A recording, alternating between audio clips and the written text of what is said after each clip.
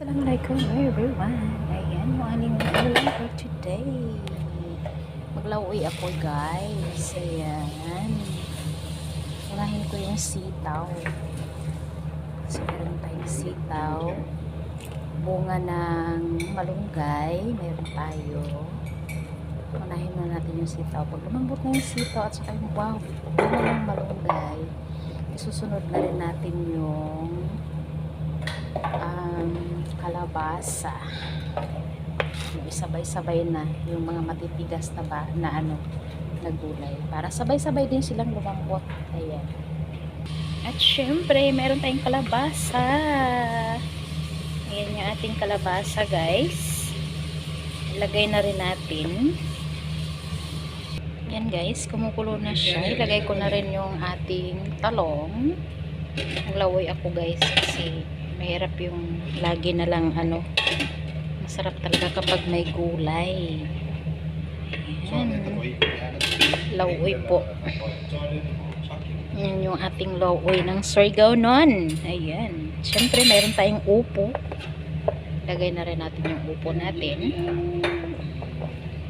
Tapos kapag kumulo na siya, guys, at lumambot na lahat-lahat yung ating gulay, ay pwede na natin siyang ilagay yung malunggay at saka saluyot. Ayan.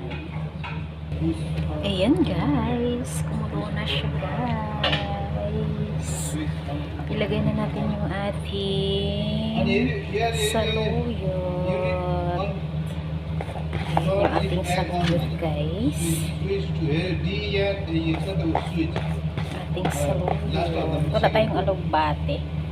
Pero masarap talaga yung saluyot. Ayan. Siyempre, ilagay na rin natin yung malunggay.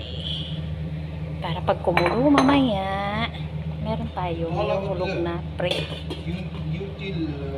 Ayan, guys. Yung ating ulam for today with prito. Mamaya-maya, guys, kapag luto na lahat ng mga gulay, hulog ko na rin yung ating prito. Ayan. Yung ating prito na hasa-hasa. Ayan.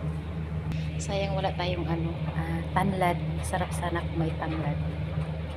Wala tayong tanglad kasi yung tanglad ay kinalbo ng kasama ko. Kaya wala tayong tanglad for today. Ayan, guys. Kulong-kulo na siya, guys. Lagyan natin siya ng prito.